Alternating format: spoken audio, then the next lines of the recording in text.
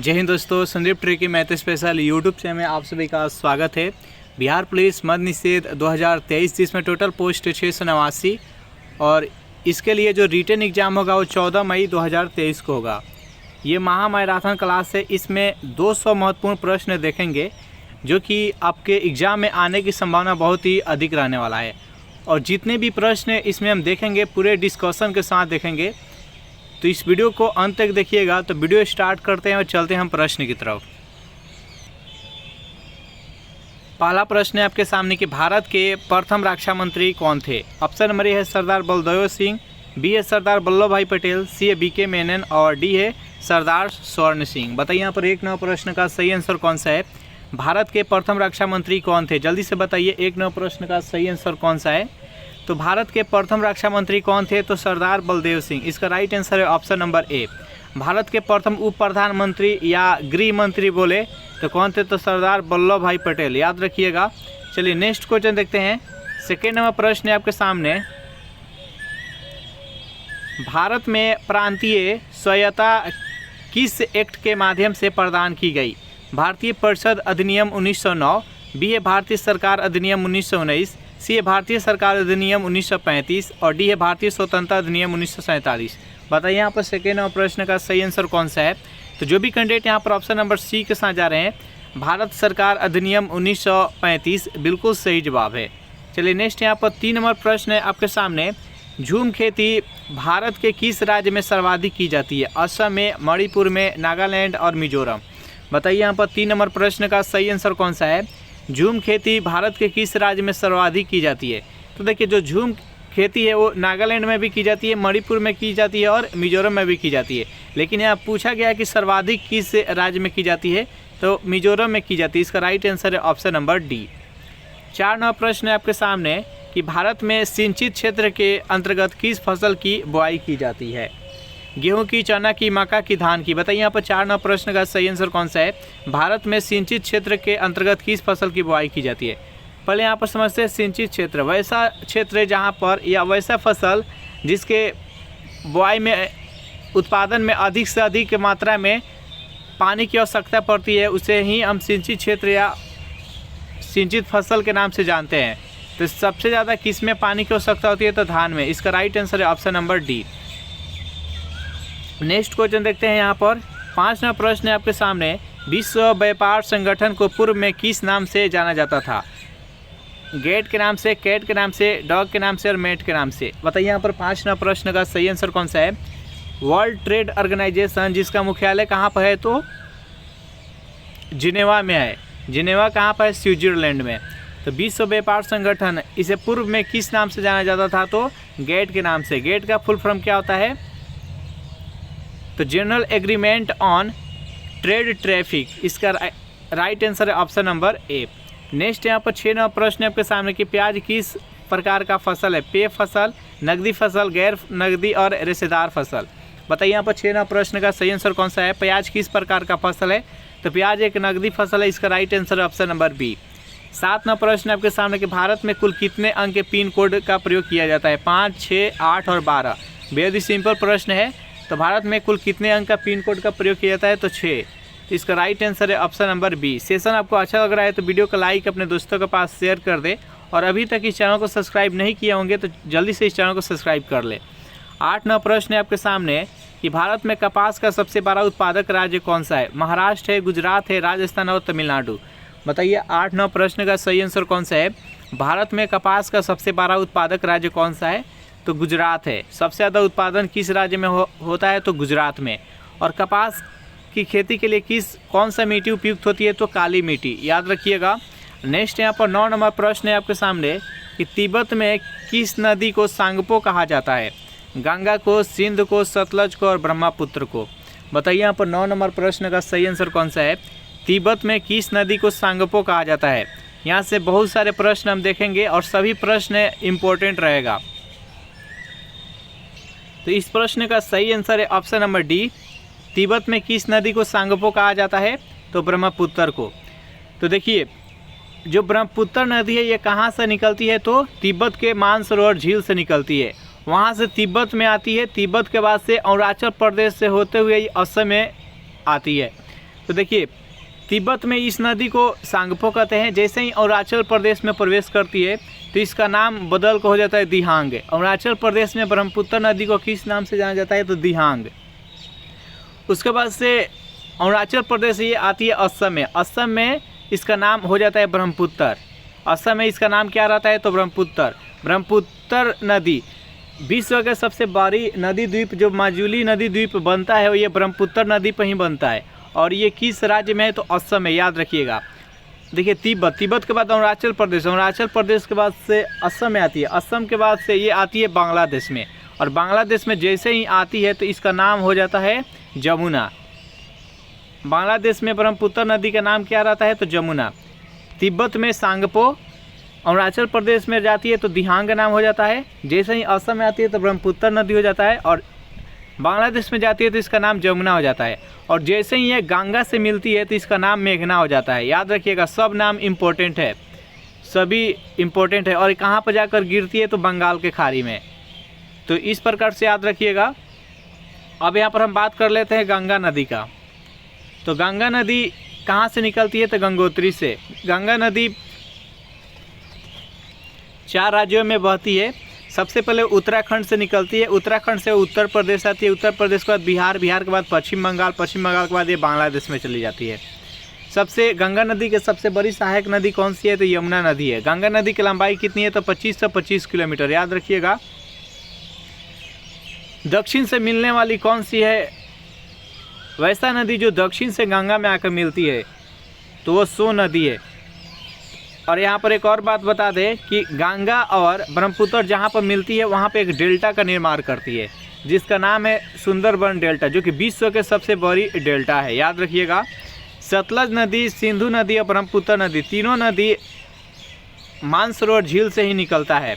चलिए नेक्स्ट यहाँ पर 10 नया प्रश्न है आपके सामने कि किसान क्रेडिट कार्ड योजना कब शुरू की गई। 1990 में, 1998, 2005 और 2010। बताइए 10 नया प्रश्न का सही आंसर कौन सा है। किसान क्रेडिट कार्ड की योजना कब शुरू की गई तो ये 1998 में शुरू किया गया। इसका राइट आंसर है ऑप्शन नंबर बी। उस टाइम भारत के वित्त मंत्री कौन थे, यशवंत सिन्हा, याद रखिएगा। चलिए नेक्स्ट क्वेश्चन देखते हैं यहाँ पर। 11वां प्रश्न आपके सामने कि यूरोपीय राष्ट्रों द्वारा शुरू की गई साझी मुद्रा को किस नाम से जाना जाता है। यूरो, डॉलर, पाउंड और पेसो। बताइए यहाँ पर 11वां प्रश्न का सही आंसर कौन सा है तो इसका राइट आंसर है ऑप्शन नंबर ए, यूरो। नेक्स्ट यहाँ पर प्रश्न है 12 नंबर कि विश्व का अध्ययन किस विज्ञान के तहत किया जाता है। चारों ऑप्शन देख लीजिए और बताइए यहाँ पर कि 12वां प्रश्न का सही आंसर कौन सा है। विश्व का अध्ययन किस विज्ञान के तहत किया जाता है तो टॉक्सिकोलॉजी। इसका राइट आंसर है ऑप्शन नंबर बी। नेक्स्ट यहाँ पर 13वां प्रश्न है कि हीरे क्यों जगमगाते हैं। बताइए हीरे का जगमगाने का कारण क्या होता है, आपको बताना है। तो देखिए यहाँ पर 4 ऑप्शन तो दिया गया लेकिन कोई सटीक ऑप्शन नहीं है, थोड़ा थोड़ा किसी न किसी में इसमें कमी आ गई है। जो हीरा जगमगाता है पूर्ण आंतरिक परिवर्तन के कारण जगमगाता है, याद रखिएगा। तो यहाँ पर कहीं पे प्रकाश का पूर्ण परिवर्तन हो गया है तो कहीं आंतरिक परिवर्तन हो गया है। तो रियल इसका आंसर जानिए, प्रकाश के पूर्ण आंतरिक परिवर्तन के कारण हीरा है जो कि जगमगाता है। हीरा का अपूर्णांक कितना होता है तो 2.42 होता है। हीरे किसका प्रूफ है तो हीरा कार्बन का प्रूफ है। विश्व ब्रह्मांड का सबसे कठोर वस्तु कौन सा है तो हीरा है। 14वां प्रश्न है आपके सामने कि भारत की प्रथम पंचवर्षीय योजना का कार्यकाल क्या था। 1951 से 56, 1956 से 61, 61 से 66 और 66 से 71। बताइए यहाँ पर 14वां प्रश्न का सही आंसर कौन सा है। तो भारत की जो प्रथम पंचवर्षीय योजना था इसका कार्यकाल कितना था तो 1951 से 1956। अब यहाँ पर कुछ इंपॉर्टेंट प्रश्न बनता है, सभी को जान लेते हैं। देखिए प्रथम पंचवर्षीय योजना था ये डॉमर मॉडल पर आधारित था और इसमें कृषि पर जोर दिया गया था। सबसे इम्पोर्टेंट है यहाँ पर द्वितीय पंचवर्षीय योजना। द्वितीय पंचवर्षीय योजना का कार्यकाल कितना था तो 56 से 51 था, सॉरी 56 से 61 था। ये किस से मॉडल पर आधारित था तो महालनोइस से मॉडल पर आधारित था। इसमें स्टील प्लांट, 3 स्टील प्लांट बैठा था दूसरे देशों के सहयोग से।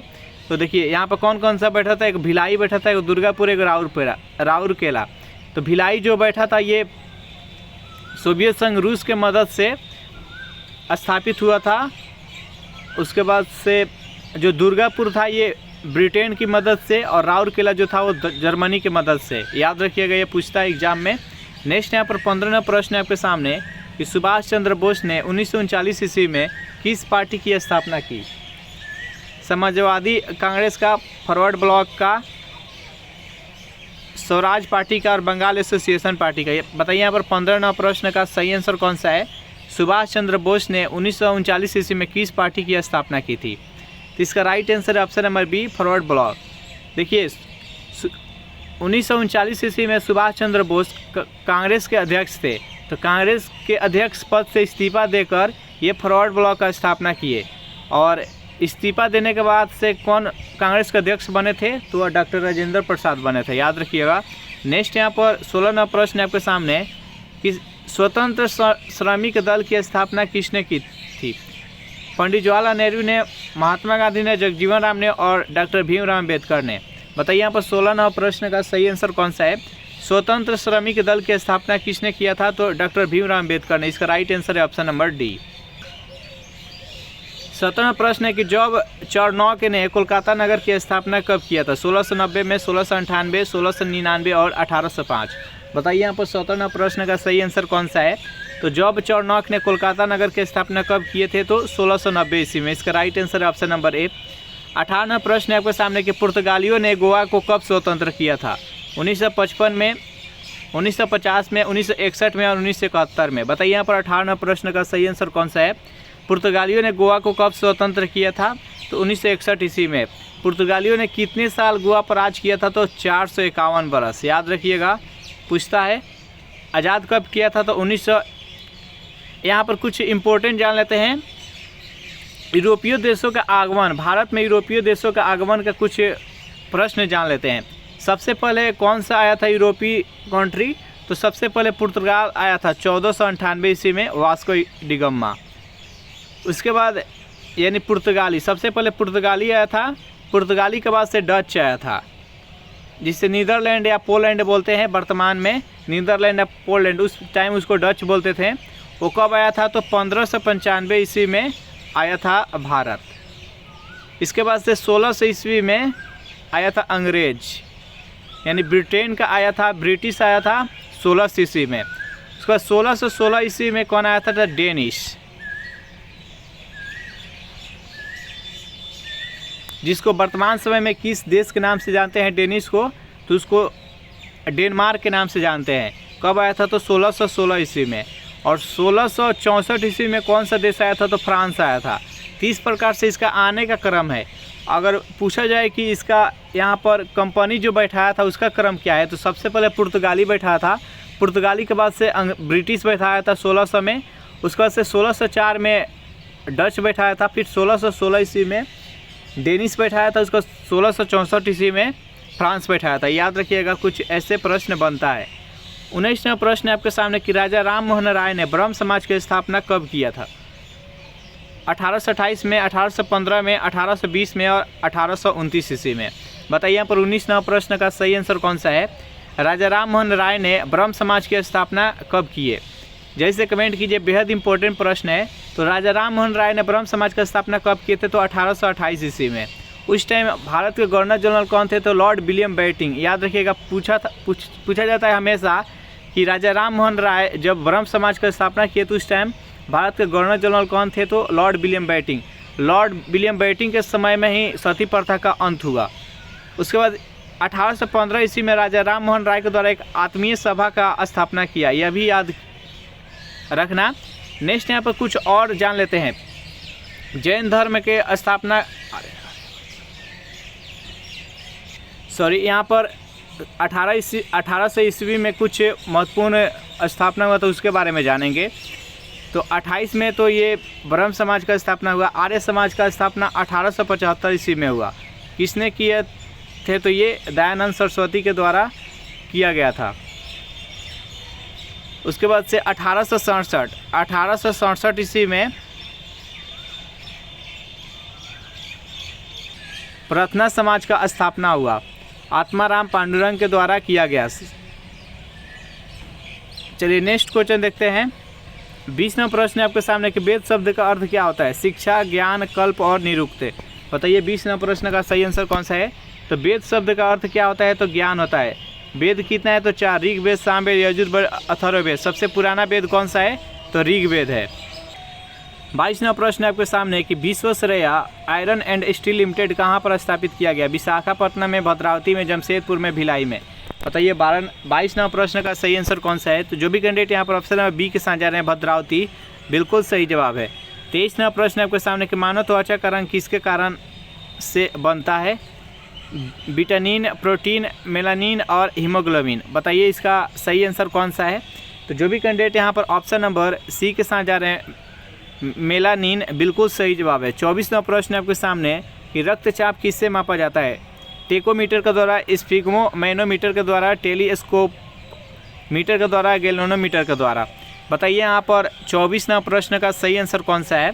तो जो भी कैंडिडेट यहाँ पर ऑप्शन नंबर बी बता रहे हैं, स्फिग्मो मैनोमीटर, बिल्कुल सही जवाब है। सेशन आपको अच्छा लग रहा है तो वीडियो को लाइक अपने दोस्तों के पास शेयर कर दीजिए। 25वां प्रश्न आपके सामने कि जिन शब्द का प्रयोग किसने किया था? रॉबर्ट हुक ने, पोलार्ड ने, जोहानसन ने, रॉबर्ट ब्राउन ने। बताइए यहाँ पर 25वां प्रश्न का सही आंसर कौन सा है? जिन शब्द का प्रयोग किसने किया है? तो जोहानसन ने। इसका राइट आंसर है ऑप्शन नंबर सी। 26वां प्रश्न आपके सामने कि पेट्रो रसायन उद्योग का व्यापार मुख्य रूप से किस बंदरगाह से किया जाता है? ए है हल्दिया, बी है पारादीप, सी है मुंबई और डी है कंडला। बताइए यहाँ पर 26वां प्रश्न का सही आंसर कौन सा है? जल्दी से कमेंट कीजिए। जो भी कैंडिडेट यहाँ पर ऑप्शन नंबर सी के साथ जा रहे हैं, मुंबई, बिल्कुल सही जवाब है। नेक्स्ट यहाँ पर 27वां प्रश्न है कि अग्निशामक में किसका प्रयोग किया जाता है? CO का, CO2 का, O2 का और O3 का। बताइए यहाँ पर 27वां प्रश्न का सही आंसर कौन सा है? तो अग्निशामक में कार्बन डाइऑक्साइड का प्रयोग किया जाता है, CO2। इसका राइट आंसर है ऑप्शन नंबर बी। 28वां प्रश्न आपके सामने कि जल के निर्जलीकरण में किसका प्रयोग किया जाता है? नाइट्रोजन का, ऑक्सीजन का, ब्लीचिंग पाउडर का और जिप्सम का। जल्दी से बताइए इसका सही आंसर क्या है? जो भी कैंडिडेट यहाँ पर ऑप्शन नंबर सी के साथ जा रहे हैं, ब्लीचिंग पाउडर, बिल्कुल सही जवाब है। ब्लीचिंग पाउडर का और सूत्र क्या होता है? तो CaOCl2। इसका और सूत्र क्या होता है? तो CaOCl2। इसका रासायनिक नाम क्या होता है? तो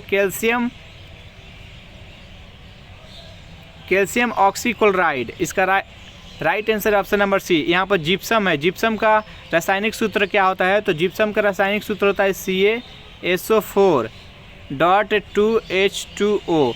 इसका रासायनिक नाम क्या होता है? तो कैल्शियम सल्फेट, यहाँ पर 2 है तो डाई हाइड्रेट, हाइड्रेट ना ऑक्सीडेट हो जाएगा। इसका राइट आंसर है ऑप्शन नंबर सी। नेक्स्ट यहाँ पर 29वां प्रश्न है कि घड़ी के स्प्रिंग में कौन सी ऊर्जा निहित होती है? गतिज ऊर्जा, स्थितिज ऊर्जा, रासायनिक ऊर्जा, गुरुत्व ऊर्जा। बताइए यहाँ पर 29वां प्रश्न का सही आंसर कौन सा है? तो घड़ी के जो स्प्रिंग होता है उसमें कौन सा ऊर्जा निहित होती है? तो स्थितिज ऊर्जा। इसका राइट आंसर है ऑप्शन नंबर बी। 30वां प्रश्न है कि किस बल के कारण दूध को मथने पर क्रीम अलग हो जाते हैं? अभिकेंद्रीय बल, अपकेंद्रीय बल, गुरुत्व बल और उत्प्लावन बल। बताइए यहाँ पर 30वां प्रश्न का सही आंसर कौन सा है?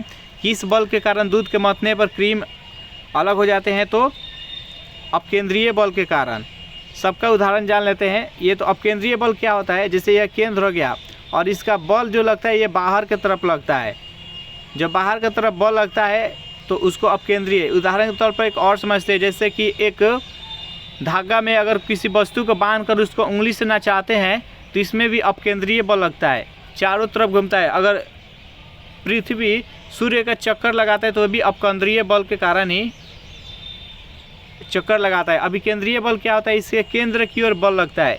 जैसे एग्जाम्पल के तौर पर समझे तो हम जब साइकिल चलाते हैं तो हम जब तेज़ी से साइकिल चलाते हैं और किसी मुड़ाव पर जाते हैं तो अब हम केंद्र की ओर झुक जाते हैं। तो इसको ऐसे क्यों झुकते हैं? तो अपकेंद्रीय बल के कारण। गुरुत्व बल क्या है? जिस बल से पृथ्वी अपने केंद्र की तरफ किसी वस्तु का खींचती है उसको गुरुत्व बल कहते हैं। गुरुत्वीय त्वरण कितना होता है? तो 9.8 मीटर प्रति सेकेंड स्क्वायर। उत्प्लावन बल, जैसे उत्प्लावन के आर्किमिडीज ने उत्प्लावन बल के खोज किया है। जब किसी वस्तु को पानी के अंदर डालते हैं तो जिसका घनत्व अगर पानी के घनत्व से कम है तो वस्तु को ऊपर की तरफ धक्का देता है, जिसे उत्प्लावन बल कहते हैं। चलिए नेक्स्ट यहाँ पर 31वां प्रश्न है कि कोयले से उत्पादित ऊर्जा को क्या कहा जाता है? ताप ऊर्जा, विद्युत ऊर्जा, गतिज ऊर्जा और स्थितिज ऊर्जा। बताइए 31वां प्रश्न का सही आंसर कौन सा है? तो कोयले से उत्पादित ऊर्जा को क्या कहा जाता है? तो ताप ऊर्जा कहते हैं। इसका राइट आंसर है ऑप्शन नंबर ए। 32वां प्रश्न है आपके सामने कि फ्रेंच क्रांति का आरंभ माना जाता है। बताइए इसका सही आंसर कौन सा है? तो बास्टील किले के पतन से के कारण फ्रेंच क्रांति का आरंभ माना जाता है। इसका right answer option number B. 33वां प्रश्न आपके सामने कि किसे न्यायालय के द्वारा लागू नहीं किया जा सकता है? राज्य के नीति निर्देशक तत्व, मूल कर्तव्य, मूल अधिकार। और ऑप्शन नंबर डी है, ए और बी दोनों। बताइए इसका सही आंसर कौन सा है? तो राज्य के नीति निर्देशक तत्व और मूल कर्तव्य ये दोनों जो कि न्यायालय के द्वारा लागू नहीं किया जाता है। इसका right answer option number D.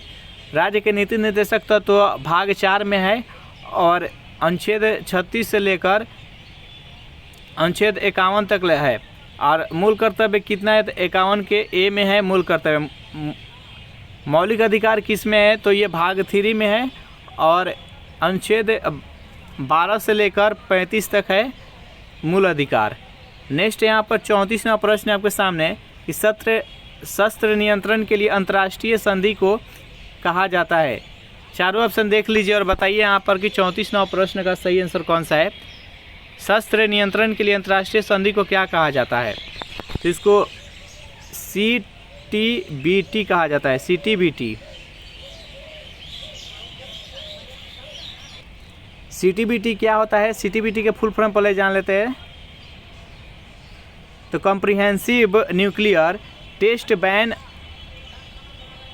Treaty, इस प्रकार से इसका फुल फॉर्म होता है। CTBT क्या होता है? CTBT में संधि किया गया, ये कब किया गया? तो 1996 ईस्वी में, जिसमें 186 देश है जो कि इस पर हस्ताक्षर किया है कि कोई भी देश परमाणु हथियारों को बिना किसी आदेश से उसका परीक्षण नहीं कर सकते हैं। नेक्स्ट यहाँ पर 35वां प्रश्न आपके सामने की प्रसिद्ध पुस्तक the general theory of employment, interest and money के लेखक कौन है? एडम स्मिथ, रॉबिन्स, जेम किंज और रेगनर। बताइए यहाँ पर 35वां प्रश्न का सही आंसर कौन सा है? तो जो भी कैंडिडेट यहाँ पर ऑप्शन नंबर सी के साथ जा रहे हैं, जेएम किंज बिल्कुल सही जवाब है। नेक्स्ट यहाँ पर 36वां प्रश्न है, विश्व में सर्वप्रथम पूंजीवादी अर्थव्यवस्था को किस देश में लागू किया गया? बताइए यहाँ पर 36वां प्रश्न का सही आंसर कौन सा है? तो सबसे पहले USA में। पूंजीवादी अर्थव्यवस्था क्या होता है? पूंजीवादी अर्थव्यवस्था इसका उत्पादन और जो इसमें लगाते हैं तो दोनों का स्वामित्व व्यक्ति ही होता है।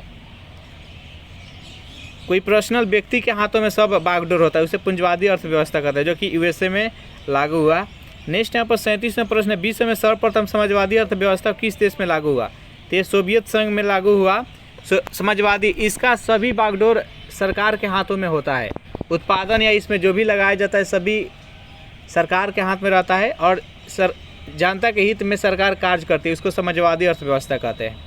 नेक्स्ट यहाँ पर 38वां प्रश्न है कि भारत में किस प्रकार की अर्थव्यवस्था लागू की गई है? पूंजीवादी, समाजवादी, मिश्रित, इनमें से कोई नहीं। तो भारत में मिश्रित है, पूंजीवादी भी है और समाजवादी भी है। तो इस प्रश्न का right answer option number C. तो इसमें 38 प्रश्न देखे, बाकी के प्रश्न नेक्स्ट सेट में देखते हैं। तो इसी तरह लगातार जुड़े रहिए। तो नेक्स्ट सेट देखते हैं। पहला प्रश्न है आपके सामने कि सल्तनत काल में अश्वशाला के प्रधान को क्या कहा जाता था? वजीर, सुल्तान, अमीर-ए-आखुर और सूबेदार। बताइए यहाँ पर एक नंबर प्रश्न का सही आंसर कौन सा है? सल्तनत काल में अश्वशाला के प्रधान को क्या कहा जाता था? तो जो भी कैंडिडेट यहाँ पर ऑप्शन नंबर सी के साथ जा रहे हैं, अमीर-ए-आखुर बिल्कुल सही जवाब है। चलिए यहाँ पर सेकेंड नंबर प्रश्न देखते हैं। हाथी गुफा अभिलेख में किसकी उपलब्धियों का वर्णन किया गया है? दशरथ का, महेंद्र राज का, खारवेल का और बिंबिसार का। बताइए यहाँ पर सेकेंड नंबर प्रश्न का सही आंसर कौन सा है? तो हाथी गुफा अभिलेख में किसकी उपलब्धियों का वर्णन किया गया है? तो खारवेल का। जो भी कैंडिडेट यहाँ पर ऑप्शन नंबर सी के साथ जा रहे हैं बिल्कुल सही जवाब है। 3 नंबर प्रश्न है आपके सामने कि विश्व का दूसरा सबसे बड़ा महाद्वीप कौन सा है? बताइए यहाँ पर 3 नंबर प्रश्न का सही आंसर कौन सा है? विश्व का सबसे बड़ा महाद्वीप यहाँ पर बताना है। तो सबसे बड़ा जो महाद्वीप होता है वो 1 नंबर पर आता है, वो एशिया, सेकेंड नंबर पर अफ्रीका, 3 नंबर पर उत्तरी अमेरिका, 4 नंबर पर दक्षिणी अमेरिका, 5 नंबर पर आता है अंटार्कटिका और 6 नंबर पर यूरोप और 7 नंबर पर ऑस्ट्रेलिया। ये 7 महाद्वीप है अब इसका क्रम जान लिए। तो यहाँ पर पूछा गया है कि विश्व का दूसरा सबसे बड़ा महाद्वीप कौन सा है, तो इसका अफ्रीका राइट आंसर हो जाएगा। 4 नंबर प्रश्न है आपके सामने कि ब्राह्मण्य स्टेडियम कहाँ पर स्थित है, कोलकाता में, नई दिल्ली में, मुंबई में और चेन्नई में। बताइए यहाँ पर 4 नंबर प्रश्न का सही आंसर कौन सा है। तो जो भी कैंडिडेट यहाँ पर ऑप्शन नंबर सी के साथ जा रहे हैं मुंबई, बिल्कुल सही जवाब है। सेशन आपको अच्छा लग रहा है तो वीडियो को लाइक अपने दोस्तों के पास जल्दी से शेयर कर दीजिए। 5 नंबर प्रश्न है आपके सामने कि भारत में संघ राज्यों का शासन किसके द्वारा होता है, प्रधानमंत्री के द्वारा, राष्ट्रपति के द्वारा, उपराज्यपाल के द्वारा, उपराष्ट्रपति के द्वारा। बताइए यहाँ पर 5 नंबर प्रश्न का सही आंसर कौन सा है। भारत में संघ राज्यों का शासन किसके द्वारा होता है, तो ये राष्ट्रपति के द्वारा होता है। जो भी कैंडिडेट यहाँ पर ऑप्शन नंबर बी बता रहे हैं, बिल्कुल सही जवाब है। नेक्स्ट यहाँ पर 6 नंबर प्रश्न है आपके सामने कि जिला कलेक्टर पद किस वर्ष बनाया गया, 1941 में, 1984 में, 1772 में और 1861 में। बताइए यहाँ पर 6 नंबर प्रश्न का सही आंसर कौन सा है। जिला कलेक्टर पद किस वर्ष बनाया गया, तो ये 1772 ईस्वी में। इस टाइम बंगाल के गवर्नर कौन था, तो वारेन हेस्टिंग्स था। सिविल सेवा की शुरुआत वारेन हेस्टिंग्स ने नहीं किए थे 1772 ईस्वी में। इसका राइट आंसर है ऑप्शन नंबर सी। 7 नंबर प्रश्न है आपके सामने कि वन विज्ञान और तकनीकी संस्थान कहाँ स्थित है, बेंगलुरु में, पांडुचेरी में, हैदराबाद में और नागपुर में। बताइए यहाँ पर 7 नंबर प्रश्न का सही आंसर कौन सा है। तो वन विज्ञान और तकनीकी संस्थान कहाँ पर स्थित है, तो ये बेंगलुरु में स्थित है। जो भी कैंडिडेट यहाँ पर ऑप्शन नंबर ए बता रहे हैं, बिल्कुल सही जवाब है। 8 नंबर प्रश्न है आपके सामने कि भारत का वित्तीय राजधानी किस शहर को कहा जाता है, मुंबई को, कोलकाता को, दिल्ली को, इनमें से कोई नहीं। बताइए यहाँ पर 8 नंबर प्रश्न का सही आंसर कौन सा है। तो भारत का वित्तीय राजधानी किस शहर को कहा जाता है, तो मुंबई को। जो भी कैंडिडेट यहाँ पर ऑप्शन नंबर ए के साथ जा रहे हैं, बिल्कुल सही जवाब है। 9 नंबर प्रश्न है आपके सामने कि केंद्रीय असेंबली में बम फेंकने में भगत सिंह का साथी कौन था, सचिंद्र दास, उधम सिंह, बकुटेश्वर दत्त और लालचंद्र। बताइए यहाँ पर 9 नंबर प्रश्न का सही आंसर कौन सा है।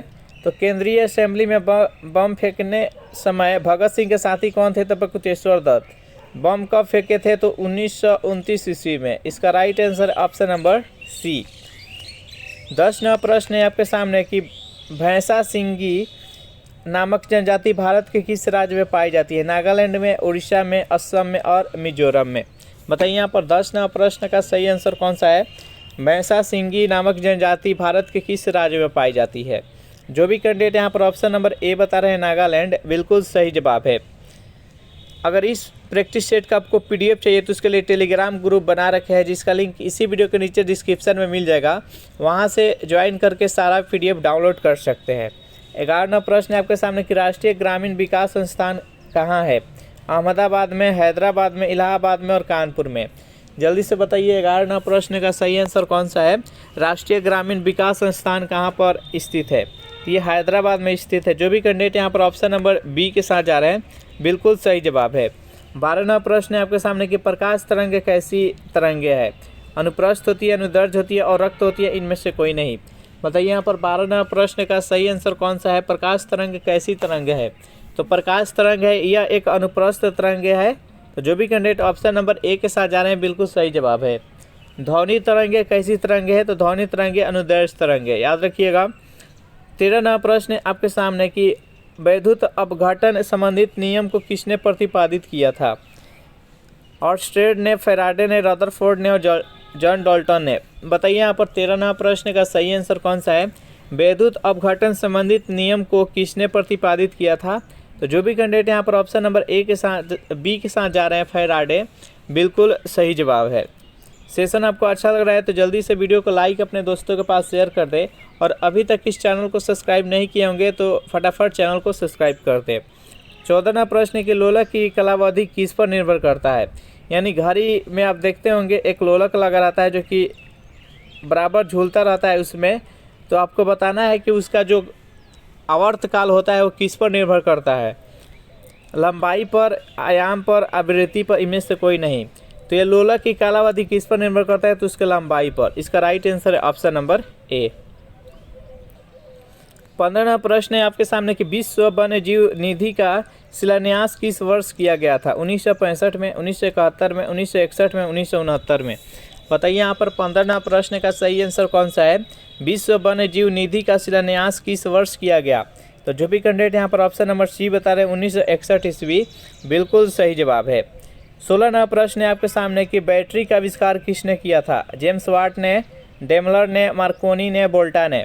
बताइए यहाँ पर 16वां प्रश्न का सही आंसर कौन सा है? बैटरी का आविष्कार किसने किया था? अलेक्जेंडर वोल्टा के द्वारा किया गया था। तो जो भी कैंडिडेट यहाँ पर ऑप्शन नंबर डी के साथ जा रहे हैं बिल्कुल सही जवाब है। 17वां प्रश्न है आपके सामने कि नेल्सन मंडेला की मृत्यु किस वर्ष हुई थी? 2011 में, 2012 में, 2013 में, 2014 में। बताइए यहाँ पर 17वां प्रश्न का सही आंसर कौन सा है? नेल्सन मंडेला ये साउथ अफ्रीका के निवासी थे और इनको भारत रत्न भी मिला है। ये इनका मृत्यु किस वर्ष हुआ? तो 2013 ईस्वी में। जो भी कैंडिडेट यहाँ पर ऑप्शन नंबर सी के साथ जा रहे हैं बिल्कुल सही जवाब है।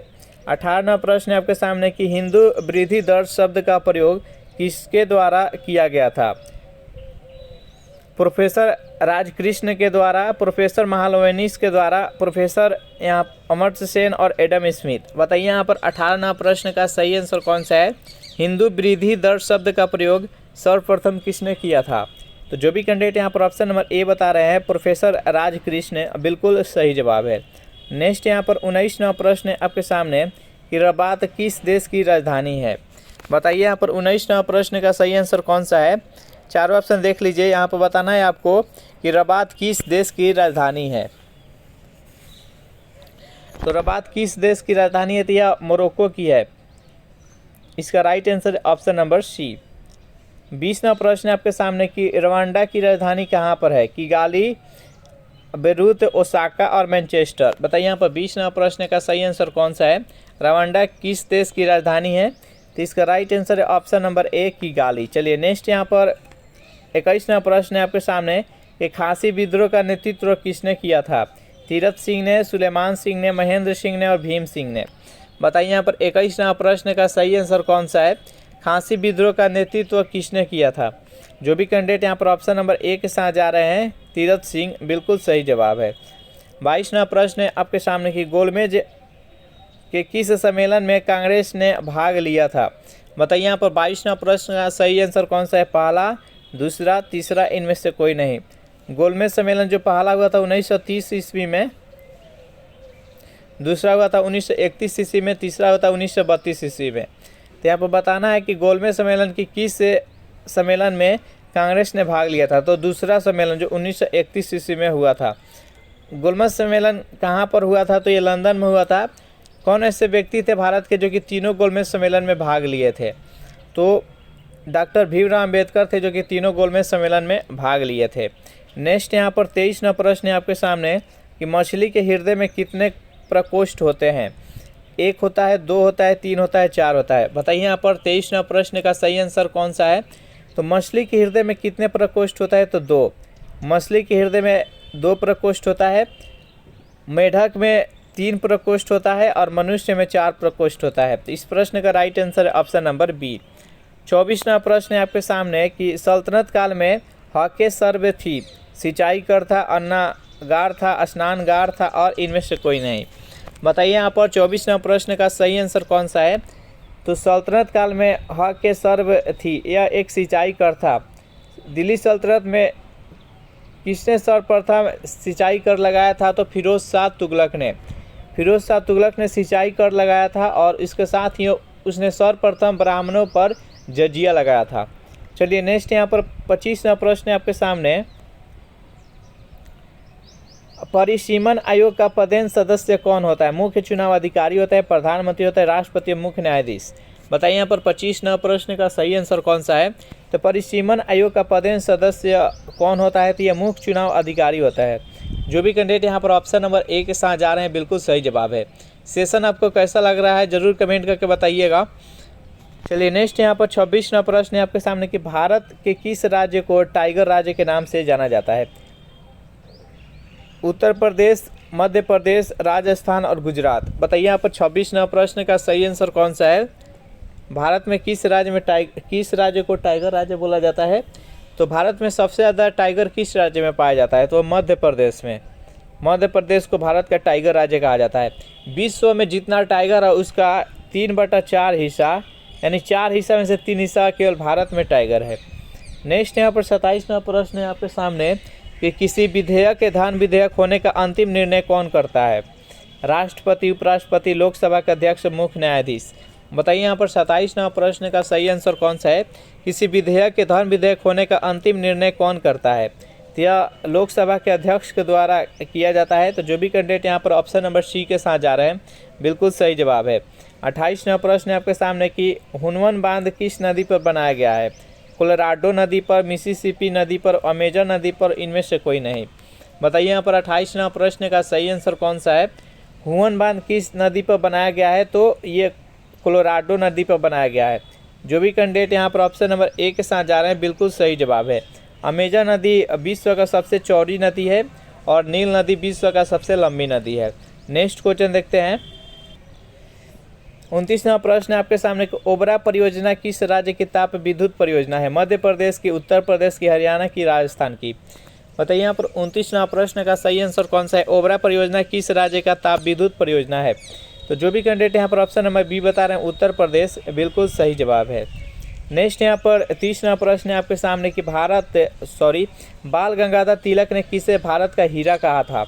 महात्मा गांधी को, सुभाष चंद्र बोस को, लाला लाजपत राय को और गोपाल कृष्ण गोखले को।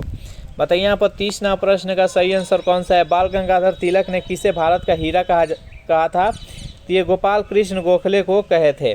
गोपाल कृष्ण गोखले 1905 ईस्वी में कांग्रेस के अध्यक्ष थे जब बंगाल विभाजन हुआ था। और ये गोपाल कृष्ण गोखले महात्मा गांधी के राजनीतिक गुरु भी थे। नेक्स्ट यहाँ पर 31वां प्रश्न है आपके सामने कि भारतीय कम्युनिस्ट पार्टी को किस वर्ष गैर कानूनी घोषित किया गया था? 1934 में, 1935, 1956 और 1957। बताइए यहाँ पर 31वां प्रश्न का सही आंसर कौन सा है? तो भारतीय कम्युनिस्ट पार्टी को किस वर्ष गैर कानूनी घोषित किया गया था? तो 1934 ईस्वी में। जो भी कैंडिडेट यहाँ पर ऑप्शन नंबर ए के साथ जा रहे हैं, बिल्कुल सही जवाब है। 32वां प्रश्न आपके सामने कि स्वतंत्र भारत में राज्यसभा के प्रथम सभापति कौन थे? आर वेंकट रमन, डॉक्टर सर्वपल्ली राधाकृष्णन, ज्ञानी जैल सिंह, हमीद अंसारी। बताइए यहाँ पर 32वां प्रश्न का सही आंसर कौन सा है? तो स्वतंत्र भारत में राज्यसभा के प्रथम सभापति कौन? तो देखिए, राज्यसभा के जो प्रथम सभापति होते हैं या सभापति जिसको बोलते हैं, वो भारत के उपराष्ट्रपति होते हैं। तो यहाँ पर पूछा गया है कि भारत के प्रथम उपराष्ट्रपति कौन थे? तो सर्वपल्ली राधाकृष्णन। जो भी कैंडिडेट यहाँ पर ऑप्शन नंबर बी के साथ जा रहे हैं, बिल्कुल सही जवाब है। 33वां प्रश्न है आपके सामने कि मुख्य चुनाव आयुक्त की नियुक्ति कौन करता है? वित्त सचिव, प्रधानमंत्री, राष्ट्रपति और उपराज्यपाल। बताइए यहाँ पर 33वां प्रश्न का सही आंसर कौन सा है? मुख्य चुनाव आयुक्त की नियुक्ति कौन करता है? जो भी कैंडिडेट यहाँ पर ऑप्शन नंबर सी बता रहे हैं, राष्ट्रपति, बिल्कुल सही जवाब है। 34वां प्रश्न है आपके सामने कि भारतीय सर्वेक्षण विभाग का मुख्यालय कहाँ है? देहरादून में है, नागपुर में है, जबलपुर में है, कोलकाता में है। बताइए यहाँ पर 34वां प्रश्न का सही आंसर कौन सा है? भारतीय सर्वेक्षण विभाग का मुख्यालय कहाँ पर है? जल्दी से कमेंट कीजिए, बहुत ही इंपॉर्टेंट प्रश्न है। जो भी कैंडिडेट यहाँ पर ऑप्शन नंबर ए के साथ जा रहे हैं, देहरादून, बिल्कुल सही जवाब है। 35वां प्रश्न है आपके सामने कि रोमांसिंग विद लाइफ पुस्तक के लेखक कौन है? राजकुमार, राज कपूर, देवानंद और दिलीप कुमार। बताइए यहाँ पर रोमांसिंग विथ लाइफ पुस्तक के लेखक कौन है? जल्दी से कमेंट कीजिए। जो भी कैंडिडेट यहाँ पर ऑप्शन नंबर सी के साथ जा रहे हैं, देवानंद, बिल्कुल सही जवाब है। नेक्स्ट यहाँ पर 36वां प्रश्न है आपके सामने कि रॉकेट किस सिद्धांत पर कार्य करता है? संवेग संरक्षण सिद्धांत पर, जड़त्व के सिद्धांत पर, ऊर्जा संरक्षण के सिद्धांत पर, इनमें से कोई नहीं। बताइए यहाँ पर 36वां प्रश्न का सही आंसर कौन सा है? रॉकेट किस सिद्धांत पर कार्य करता है? तो जो भी कैंडिडेट यहाँ पर ऑप्शन नंबर ए बता रहा है, संवेग संरक्षण के सिद्धांत, बिल्कुल सही जवाब है। चलिए नेक्स्ट यहाँ पर 37वां प्रश्न है आपके सामने कि दक्षिण अमेरिका का द्वार किसे कहा जाता है? वेनेजुएला को, लाओस को, काहिरा को और बेल्जियम को। बताइए यहाँ पर 37वां प्रश्न का सही आंसर कौन सा है? दक्षिण अमेरिका का द्वार किस देश को कहा जाता है? जो भी कैंडिडेट यहाँ पर ऑप्शन नंबर ए के साथ जा रहे हैं, वेनेजुएला, बिल्कुल सही जवाब है। 38वां प्रश्न है आपके सामने कि भारत में राष्ट्रीय आय समिति का गठन किस वर्ष किया गया? 1949 में, 1948 में, 1952, 1950। बताइए यहाँ पर 38वां प्रश्न का सही आंसर कौन सा है? भारत में राष्ट्रीय आय समिति का गठन किस वर्ष किया गया? जो भी कैंडिडेट यहाँ पर ऑप्शन नंबर ए के साथ जा रहे हैं, 1949 ईस्वी, बिल्कुल सही जवाब है। नेक्स्ट यहाँ पर 39वां प्रश्न है आपके सामने कि मिश्रित अर्थव्यवस्था दोहरी अर्थव्यवस्था है, किसने कहा था? प्रोफेसर राजकृष्ण ने,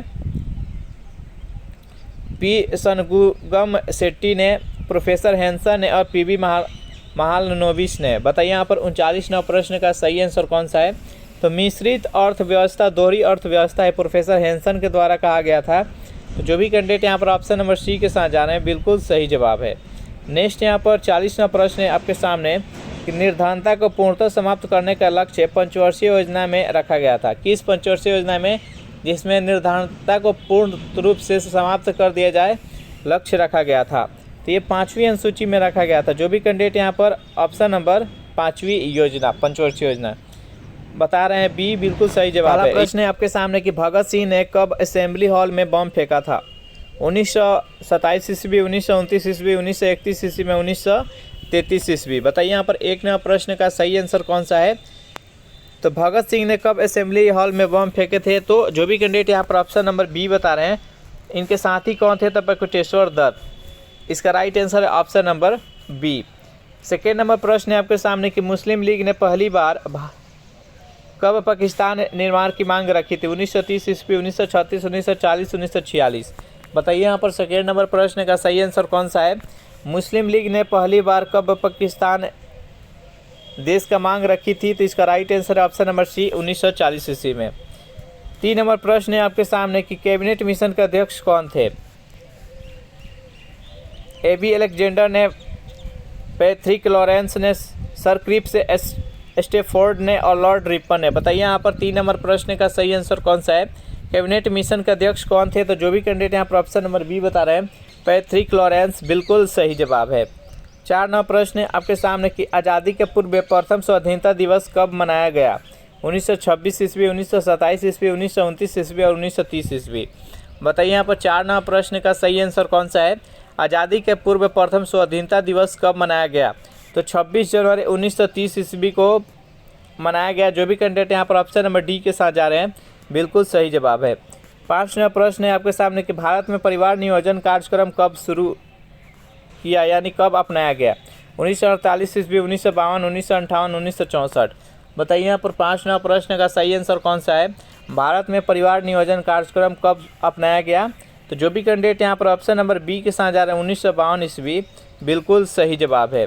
नेक्स्ट यहाँ पर 6 नंबर प्रश्न है आपके सामने कि भारतीय सांख्यिकी संस्थान कहाँ पर स्थित है? दिल्ली में, मुंबई में, कोलकाता में और चेन्नई में। बताइए यहाँ पर 6 नंबर प्रश्न का सही आंसर कौन सा है? सेशन आपको अच्छा लग रहा है तो वीडियो को लाइक अपने दोस्तों के पास शेयर कर दे और अभी तक इस चैनल को सब्सक्राइब नहीं किए होंगे तो फटाफट चैनल को सब्सक्राइब कर ले। तो भारतीय सांख्यिकी संस्थान कहाँ पर स्थित है? जो भी कैंडिडेट यहाँ पर ऑप्शन नंबर सी के साथ जा रहे हैं कोलकाता बिल्कुल सही जवाब है। 7 नंबर प्रश्न है आपके सामने कि किस देश को वनों का देश कहा जाता है? कांगो को, थाईलैंड को, इंडोनेशिया को और नॉर्वे को।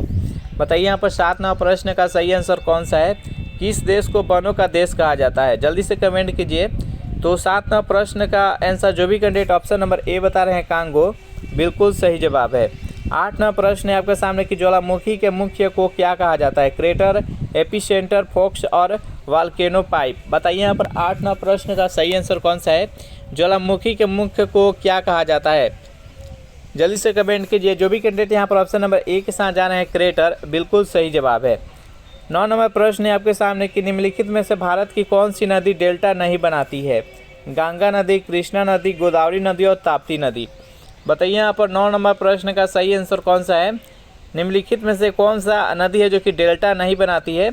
तो एकमात्र यहाँ पर ताप्ती नदी है, यानी इस ऑप्शन में से ताप्ती नदी है जो कि डेल्टा नहीं बनाती है, ये च्योरी बनाती है। तो इस प्रश्न का राइट आंसर है ऑप्शन नंबर डी। नेक्स्ट यहाँ पर 10 नंबर प्रश्न है आपके सामने कि जो नदी डेल्टा नहीं बनाती है उसके मुहाने को क्या कहा जाता है? हिमनद, एस्चुअरी, घाटी और द्रोण।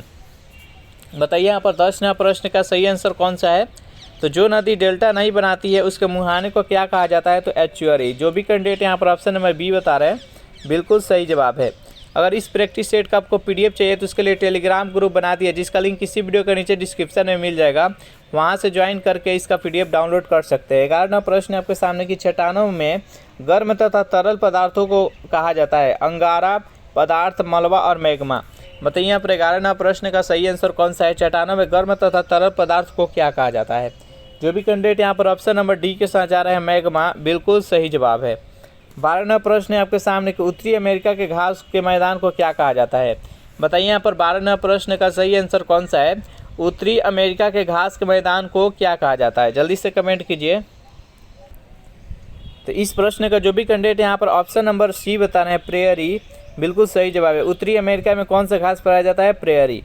पंपास कहाँ पाया जाता है? तो अर्जेंटीना में। स्टेपिज कहाँ पाया जाता है?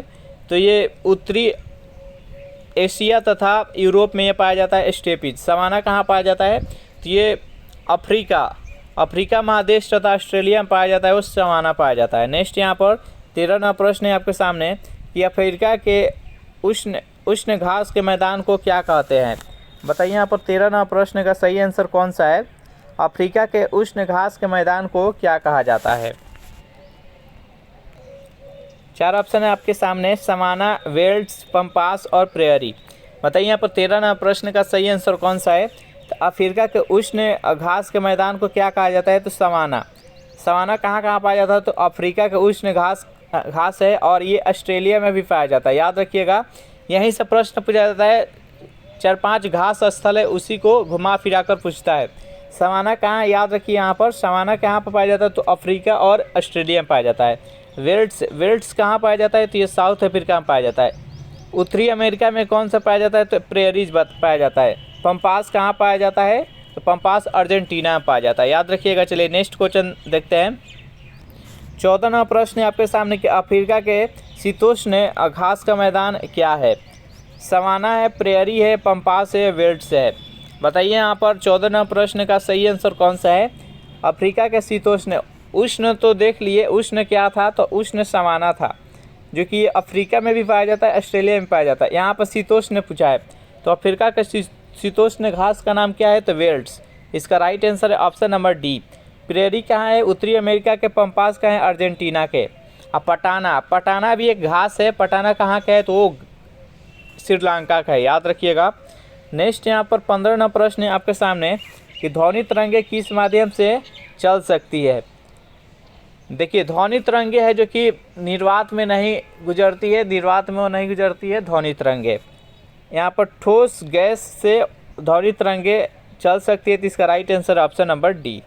नेक्स्ट यहाँ पर 16वां प्रश्न है आपके सामने, किससे होकर गुजरने पर प्रकाश की गति न्यूनतम होती है? यहाँ पर बताना है कि प्रकाश की गति किस में न्यूनतम होती है? जल में, निर्वात में, कांच में, इनमें से कोई नहीं। बताइए यहाँ पर 16वां प्रश्न का सही आंसर कौन सा है? तो प्रकाश सबसे तेजी गति से चलता है निर्वात में, उसके बाद जल में, तब ठोस में। तो इसका राइट आंसर है ऑप्शन नंबर सी, कांच। चलिए नेक्स्ट यहाँ पर क्वेश्चन है 17 नंबर कि आवर्त सारणी का सबसे बड़ा आवर्त कौन सा होता है? प्रथम, चतुर्थ, छठा और 8वां। बताइए यहाँ पर 17वां प्रश्न का सही आंसर कौन सा है?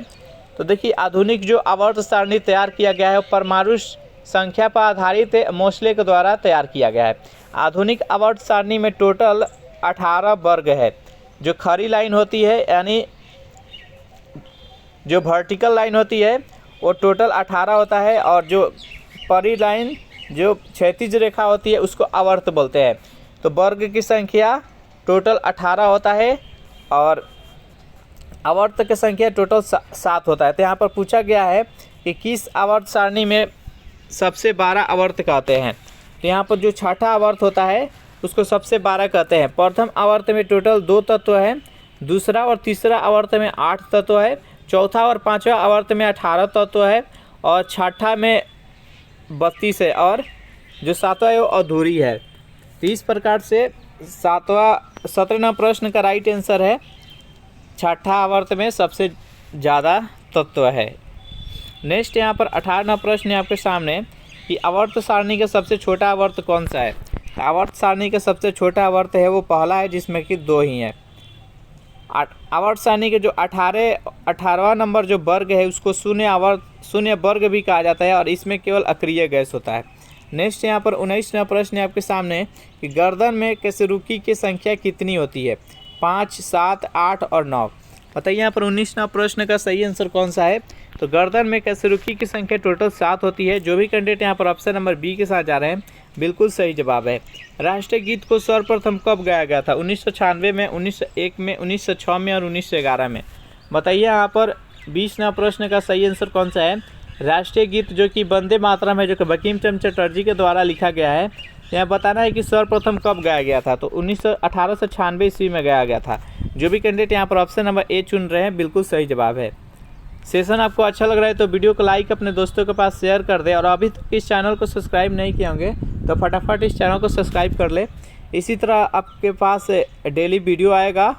नेक्स्ट यहाँ पर 21वां प्रश्न है आपके सामने कि देश में आपातकाल अब तक कितनी बार लागू हुआ है? 1 बार, 2 बार, 3 बार और 4 बार।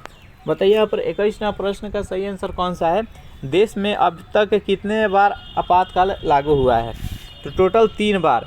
देखिए आपातकाल से संबंधित कुछ बातें जान लेते हैं। तो देखिए 3 प्रकार का आपात लगता है। एक लगता है राष्ट्रीय आपात, एक राष्ट्रपति शासन, एक वित्तीय आपात। तो जो राष्ट्रीय आपात होता है अनुच्छेद 352 में इसका वर्णन किया गया है। जो राष्ट्रपति शासन लागू होता है वो 356 में। भारत में सर्वप्रथम राष्ट्रपति शासन किस राज्य में लगा था? तो पंजाब में। और जो वित्तीय आपात होता है वो 360 में। इस प्रकार से ये कुछ आपात वाला क्वेश्चन है, अनुच्छेद है। नेक्स्ट यहाँ पर 22वां प्रश्न है आपके सामने कि अंतर्राज्यीय परिषद की बैठक वर्ष में कितनी बार होती है? 1 बार, 2 बार, 3 बार और 4 बार। बताइए यहाँ पर 22वां प्रश्न का सही आंसर कौन सा है? अंतर्राज्यीय परिषद की बैठक वर्ष में कितनी बार की जाती है?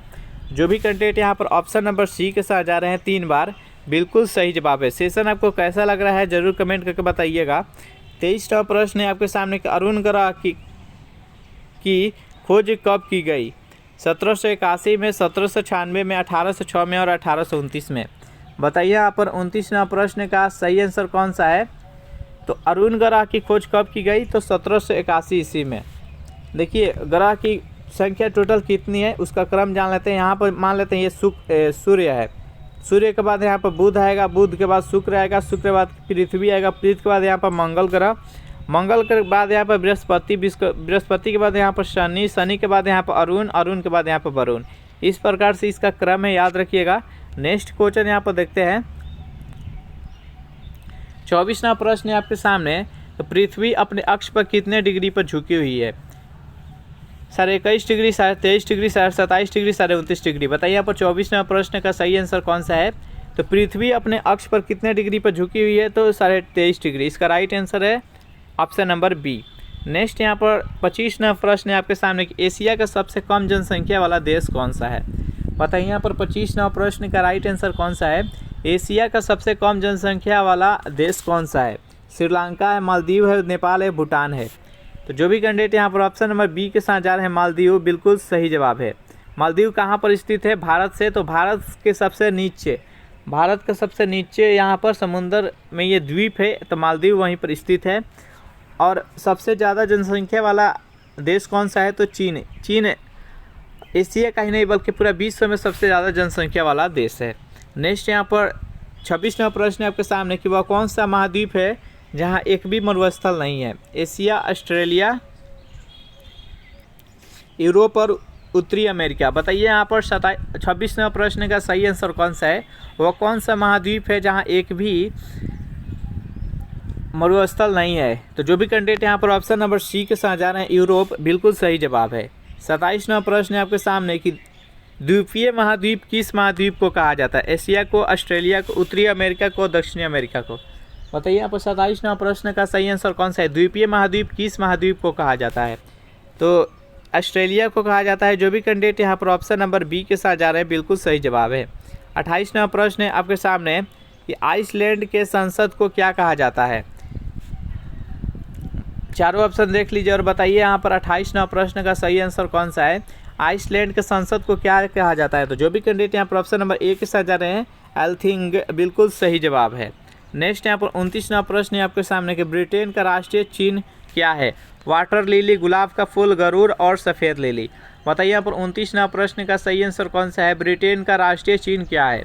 तो जो भी कैंडिडेट यहाँ पर ऑप्शन नंबर बी के साथ जा रहे हैं गुलाब का फूल, बिल्कुल सही जवाब है। 30वां प्रश्न है आपके सामने कि बरनामा किस देश के समाचार एजेंसी है? मलेशिया का, इंडोनेशिया का, ईरान का और जापान का। बताइए यहाँ पर 30वां प्रश्न का सही आंसर कौन सा है? बरनामा किस देश के समाचार एजेंसी है? तो जो भी कैंडिडेट यहाँ पर ऑप्शन नंबर ए के साथ जा रहे हैं मलेशिया, बिल्कुल सही जवाब है। सेशन आपको अच्छा लग रहा है तो वीडियो को लाइक अपने दोस्तों के पास जल्दी से शेयर कर दीजिए। ओटावा किस नदी के किनारे स्थित है? सेंट लॉरेंस नदी, राइन नदी, ड्यूब नदी और सिंध नदी। बताइए यहाँ पर 31वां प्रश्न का सही आंसर कौन सा है? ओटावा किस देश की राजधानी है? तो ये कनाडा की राजधानी है। कनाडा की राजधानी है ओटावा। बताइए यहाँ पर किस नदी के किनारे बसा है? तो सेंट लॉरेंस नदी। इसका राइट आंसर है ऑप्शन नंबर ए। नेक्स्ट यहाँ पर 32वां प्रश्न आपके सामने है कि आंध्र प्रदेश राज्य की स्थापना कब की गई? 1945 ईस्वी, 1951, 1953, 1956। बताइए यहाँ पर 32वां प्रश्न का राइट आंसर कौन सा है? तो आंध्र प्रदेश राज्य की स्थापना 1953 ईस्वी में हुआ। भाषा के आधार पर राज्य तैयार हुआ। भाषा के आधार पर प्रथम राज्य कौन बना था? तो आंध्र प्रदेश 1953 में। उसके बाद फजल आयोग के द्वारा 1956 ईस्वी में भाषा के आधार पर राज्य का बंटवारा हो गया और कितना टोटल 14 राज्य बना था। नेक्स्ट यहाँ पर 33वां प्रश्न है आपके सामने कि भारत का प्रथम परीक्षाशास्त्र कौन सा है? अग्नि है, त्रिशूल है, आकाश है और पृथ्वी है। बताइए यहाँ पर 33वां प्रश्न का सही आंसर कौन सा है? भारत का प्रथम परीक्षाशास्त्र कौन सा है? जो भी कैंडिडेट यहाँ पर ऑप्शन नंबर डी के साथ जा रहे हैं अग्नि, बिल्कुल सही जवाब है। नेक्स्ट यहाँ पर 34वां प्रश्न है आपके सामने कि काराकोरम दर्रा भारत के किस राज्य में स्थित है? जम्मू कश्मीर में, अरुणाचल प्रदेश में, उत्तराखंड और सिक्किम में। बताइए यहाँ पर 34वां प्रश्न का राइट आंसर कौन सा है? काराकोरम दर्रा भारत के किस राज्य में स्थित है? जो भी कैंडिडेट यहाँ पर ऑप्शन नंबर ए के साथ जा रहे हैं जम्मू कश्मीर, बिल्कुल सही जवाब है। 35वां प्रश्न आपके सामने है कि जीवन बीमा निगम, जिसको LIC बोलते हैं, की स्थापना कब की गई? 1948 ईस्वी में, 1954 में, 1953 में, 1956 में। बताइए यहाँ पर 35वां प्रश्न का राइट आंसर कौन सा है? जीवन बीमा निगम LIC का स्थापना किस वर्ष की गई? जो भी कैंडिडेट यहाँ पर ऑप्शन नंबर डी के साथ जा रहे हैं, बिल्कुल सही जवाब है। नेक्स्ट यहाँ पर 36वां प्रश्न है आपके सामने कि आर्किमिडीज किस देश के मूल निवासी थे? भारत का, इंग्लैंड का, जर्मनी का और ग्रीस का। बताइए यहाँ पर 36वां प्रश्न का राइट आंसर कौन सा है? आर्किमिडीज किस देश के मूल निवासी थे? तो जो भी कैंडिडेट यहाँ पर ऑप्शन नंबर डी के साथ जा रहे हैं ग्रीस, बिल्कुल सही जवाब है। आर्किमिडीज किसका खोज किए थे? तो ये उत्प्लावन बल के खोज किए थे। चलिए नेक्स्ट यहाँ पर 37वां प्रश्न है आपके सामने कि डिगबोई किस लिए प्रसिद्ध है? पेट्रोलियम के लिए, शिक्षा के लिए, सूती वस्त्र के लिए, चाय के लिए। बताइए यहाँ पर 37वां प्रश्न का राइट आंसर कौन सा है? डिगबोई किस लिए प्रसिद्ध है? तो डिगबोई पेट्रोलियम के लिए प्रसिद्ध है। डिगबोई किस राज्य में स्थित है? तो असम में स्थित है। इसका right answer option number A. 38वां प्रश्न है आपके सामने कि भारतीय विषयों को कितने भागों में बांटा गया है? 2, 3, 4, 5। बताइए यहाँ पर 38वां प्रश्न का राइट आंसर कौन सा है? तो भारतीय विषयों को कितने भागों में बांटा गया है? तो टोटल 3 भाग में बांटा गया है। जो भी कैंडिडेट ऑप्शन नंबर बी के साथ जा रहे हैं, बिल्कुल सही जवाब है। 39वां प्रश्न आपके सामने कि पाकिस्तान का स्वतंत्रता दिवस किस तिथि को मनाया जाता है? 15 अगस्त को, 14 अगस्त को, 4 जनवरी को और 12 दिसंबर को। बताइए यहाँ पर 39वां प्रश्न का राइट आंसर कौन सा है? तो पाकिस्तान का स्वतंत्रता दिवस कब मनाया जाता है? तो 14 अगस्त को। इसका right answer option number B. 40वां प्रश्न है आपके सामने कि रविंद्रनाथ टैगोर को किस वर्ष नोबेल पुरस्कार प्रदान किया गया? तो रविंद्रनाथ टैगोर के किस वर्ष से नोबेल पुरस्कार प्रदान किया गया? 4 ऑप्शन है आपके सामने 1910, 1912, 1913 और 1915। तो इसका राइट आंसर है ऑप्शन नंबर सी 1913। किस पुस्तक के लिए साहित्य के क्षेत्र में एशिया के प्रथम व्यक्ति थे रविंद्रनाथ टैगोर, जिन्हें नोबेल पुरस्कार मिला था? साहित्य के क्षेत्र में किस पुस्तक के लिए? तो गीतांजलि के लिए। पहला प्रश्न है आपके सामने कि मुगल चित्रकारी किसके शासनकाल में प्रकाष्ठा पर थी? अकबर के, जहांगीर के, शाहजहां के, औरंगजेब के। बताइए यहाँ पर 1 नंबर प्रश्न का सही आंसर कौन सा है? मुगल चित्रकारी किसके शासनकाल में प्रकाष्ठा पर थी? तो जो भी कैंडिडेट यहाँ पर ऑप्शन नंबर बी के साथ जा रहे हैं जहांगीर, बिल्कुल सही जवाब है। सेकेंड नंबर प्रश्न है आपके सामने कि अंग्रेजों ने पहली फैक्ट्री कब स्थापित की थी? 1600 ईस्वी में, 1608 में, 1608 2 बार हो गया है, 1609। बताइए यहाँ पर सेकेंड नंबर प्रश्न का सही आंसर कौन सा है? अंग्रेजों के द्वारा अपना पहला फैक्ट्री कब स्थापित किया गया? जल्दी से कमेंट कीजिए। तो जो भी कैंडिडेट यहाँ पर ऑप्शन नंबर बी बता रहे हैं या सी 1608 ईस्वी में सूरत में अपना पहला फैक्ट्री स्थापित किए थे। तो इसका राइट आंसर है ऑप्शन नंबर बी। 3 नंबर प्रश्न है आपके सामने कि मराठा राज्य का दूसरा संस्थापक कौन था? बालाजी विश्वनाथ, बाजीराव प्रथम, नारायण राव और बाजीराव द्वितीय। बताइए यहाँ पर 3 नंबर प्रश्न का सही आंसर कौन सा है? मराठा राज्य का दूसरा संस्थापक कौन है? तो देखिए मराठा राज्य का पहला संस्थापक थे वो छत्रपति शिवाजी थे और दूसरा संस्थापक थे बालाजी विश्वनाथ। तो जो भी कैंडिडेट यहाँ पर ऑप्शन नंबर ए बता रहे हैं बिल्कुल सही जवाब है। 4 नंबर प्रश्न है आपके सामने कि नादिर शाह किसके शासनकाल में भारत पर आक्रमण किया था? अहमद शाह के, शाह आलम द्वितीय के, बहादुर शाह प्रथम के, मोहम्मद शाह। बताइए यहाँ पर 4 नंबर प्रश्न का सही आंसर कौन सा है? नादिर शाह किसके शासनकाल में भारत पर आक्रमण किया था? तो जो भी कैंडिडेट यहाँ पर ऑप्शन नंबर डी के साथ जा रहे हैं मोहम्मद शाह, बिल्कुल सही जवाब है। 5 नंबर प्रश्न है आपके सामने कि मुगल सम्राटों में सबसे लंबा शासन किसका था? औरंगजेब का, मोहम्मद शाह का, अकबर का और जहांगीर का। बताइए यहाँ पर 5 नंबर प्रश्न का सही आंसर कौन सा है? मुगल सम्राटों में सबसे लंबा शासनकाल किनका था? तो जो भी कैंडिडेट यहाँ पर ऑप्शन नंबर सी बता रहे हैं अकबर, बिल्कुल सही जवाब है। यह 1556 से लेकर और 1605 ईस्वी तक ये शासन किए थे। तो इस प्रश्न का राइट आंसर है ऑप्शन नंबर सी। 6 नंबर प्रश्न है आपके सामने कि भारत में आधुनिक शिक्षा प्रणाली की नींव किसने अनुशंसा पर पड़ी थी? लॉर्ड मैकाले के, लॉर्ड कर्जन के, लॉर्ड डलहौजी और लॉर्ड वेलेस्ली। बताइए यहाँ पर 6 नंबर प्रश्न का सही आंसर कौन सा है? भारत में आधुनिक शिक्षा प्रणाली का नींव किसके अनुशंसा पर पड़ी थी? तो जो भी कैंडिडेट यहाँ पर ऑप्शन नंबर ए के साथ जा रहे हैं लॉर्ड मैकाले, बिल्कुल सही जवाब है। 7 नंबर प्रश्न है आपके सामने, ऑपरेशन फ्लड के सूत्रधार कौन थे? अमृता पटेल, MS स्वामीनाथन, सी है BN राव, डी है डॉक्टर वर्गीज कुरियन। बताइए यहाँ पर 7 नंबर प्रश्न का सही आंसर कौन सा है? ऑपरेशन फ्लड, जिसे श्वेत क्रांति के नाम से जाना जाता है, ये इसके सूत्रधार कौन थे? तो डॉक्टर वर्गीज कुरियन। हरित क्रांति के तो MS स्वामीनाथन। इस प्रश्न का राइट आंसर है ऑप्शन नंबर डी। सेशन आपको अच्छा लग रहा है तो वीडियो को लाइक अपने दोस्तों के पास फटाफट कर दे। 8 नंबर प्रश्न है आपके सामने कि भारतीय मानक ब्यूरो का मुख्यालय कहाँ पर है? नई दिल्ली में, कोलकाता में, मुंबई में और इलाहाबाद में। बताइए यहाँ पर 8 नंबर प्रश्न का सही आंसर कौन सा है? भारतीय मानक ब्यूरो का मुख्यालय कहाँ पर है? तो जो भी कैंडिडेट यहाँ पर ऑप्शन नंबर ए चुन रहे हैं नई दिल्ली, बिल्कुल सही जवाब है। 9 नंबर प्रश्न है आपके सामने कि तीसरी तथा चौथी पंचवर्षीय योजना के मध्य कितने वर्ष का योजना अवकाश था? बताइए यहाँ पर 9 नंबर प्रश्न का सही आंसर कौन सा है? 1 वर्ष का, 2 वर्ष का, 3 वर्ष का और 4 वर्ष। जल्दी से कमेंट कीजिए। तो ये देखिए, जो तीसरी पंचवर्षीय योजना था पहली कब से कब तक था? तो 1951 से लेकर 1956 तक पहली था। दूसरा था 1956 से लेकर 1961 तक। तीसरा था 1961 से लेकर 1966 तक। और जो चौथा था वो 1969 से लेकर 1974 तक। तो देखिए 1969 से शुरू हुआ है और यहाँ पर समाप्त हुआ है तीसरा वो 1966। 3 के बीच में 3 वर्ष का डिफरेंस है, यही 3 वर्ष योजना अवकाश था। तो इस प्रश्न का राइट आंसर है ऑप्शन नंबर सी। 10 नंबर प्रश्न है आपके सामने कि कर्क रेखा किन राज्यों से होकर नहीं गुजरती है? पश्चिम बंगाल, त्रिपुरा, मिजोरम और आंध्र प्रदेश। तो देखिए कर्क रेखा है जो कि भारत के 8 राज्यों से होकर गुजरती है। इसको हम पश्चिम से पूरब दिशा में बताते हैं।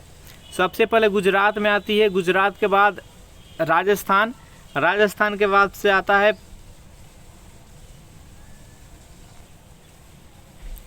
मध्य प्रदेश, मध्य प्रदेश के बाद आता है छत्तीसगढ़, छत्तीसगढ़ के बाद आता है झारखंड, झारखंड के बाद यहाँ पर आता है पश्चिम बंगाल, पश्चिम बंगाल के बाद से त्रिपुरा, त्रिपुरा के बाद से मिजोरम। ये 8 राज्यों से होकर कर्क रेखा भारत में गुजरती है। पहला होता है गुजरात, राजस्थान, मध्य प्रदेश, छत्तीसगढ़, झारखंड, पश्चिम बंगाल, त्रिपुरा और यहाँ पर हो गया मिजोरम। तो यहाँ पर पश्चिम बंगाल भी है, त्रिपुरा भी है, मिजोरम भी है। यहाँ पर आंध्र प्रदेश से होकर नहीं गुजरता है। तो इसका राइट आंसर हो जाएगा ऑप्शन नंबर डी। 11वां प्रश्न है आपके सामने कि भारत की सबसे लंबी स्थलीय सीमा किसके साथ है? भूटान के साथ, अफगानिस्तान के साथ, श्रीलंका के साथ और बांग्लादेश के साथ। बताइए यहाँ पर 11वां प्रश्न का सही आंसर कौन सा है? भारत की सबसे लंबी स्थलीय सीमा किस देश के साथ है? तो बांग्लादेश के साथ। जो भी कैंडिडेट यहाँ पर ऑप्शन नंबर डी के साथ जा रहे हैं बिल्कुल सही जवाब है। भारत किन किन देशों के साथ स्थलीय सीमा बनाती है? तो जान लेते हैं यहाँ पर।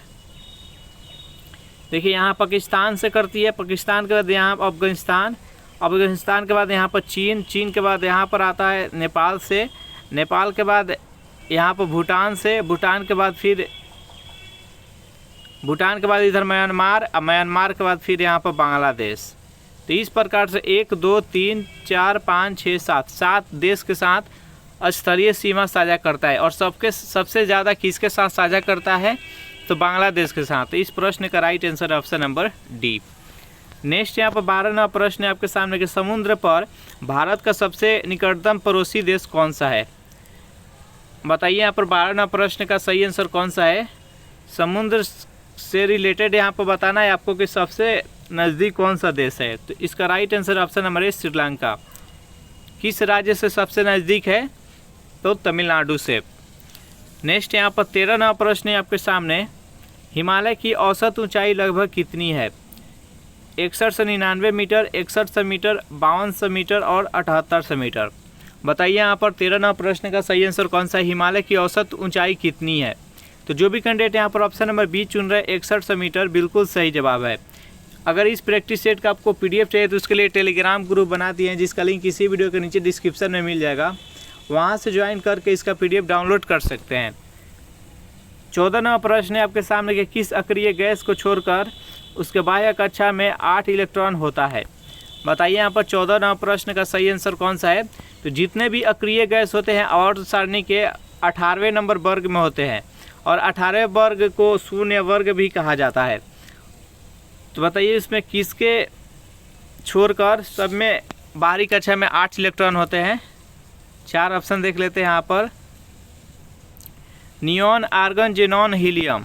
बताइए यहाँ पर 14वां प्रश्न का सही आंसर कौन सा है? तो हीलियम। हीलियम का परमाणु संख्या 2 होता है और इसके बाहरी कक्षा में 2 ही इलेक्ट्रॉन होता है। बाकी आर्गन, जेनॉन, नियॉन इस सभी के बाहरी कक्षा में 8 इलेक्ट्रॉन होता है।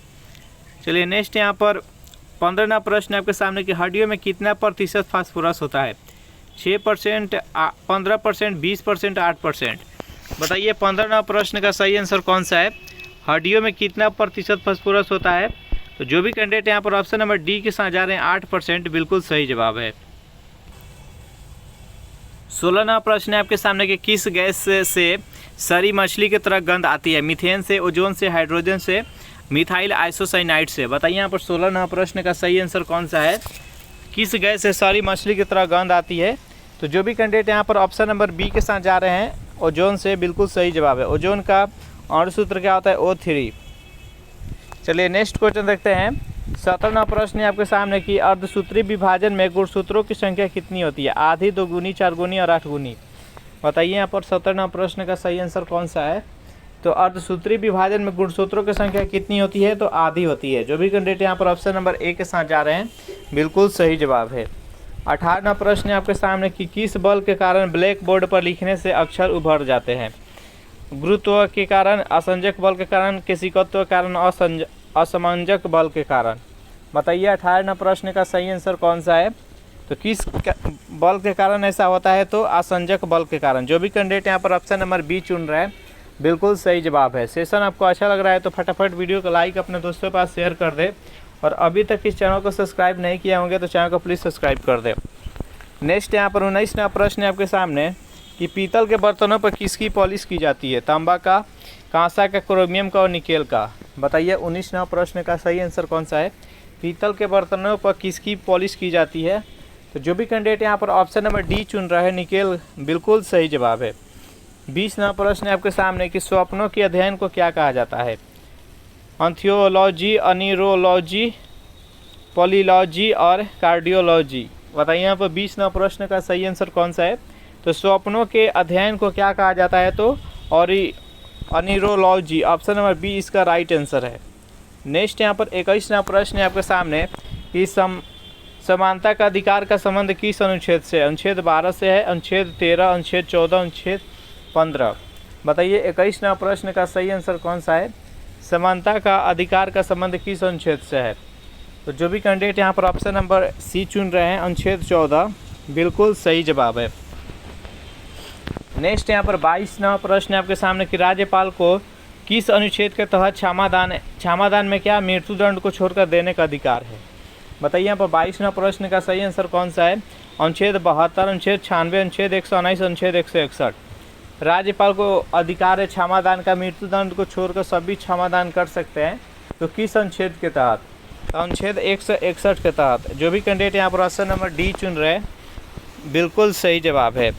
नेक्स्ट यहाँ पर 23वां प्रश्न है आपके सामने कि राष्ट्रपति को किस अनुच्छेद के तहत क्षमादान यानी मृत्यु दंड संहित देने का अधिकार है? अनुच्छेद 72, अनुच्छेद 83, अनुच्छेद 87, अनुच्छेद 93।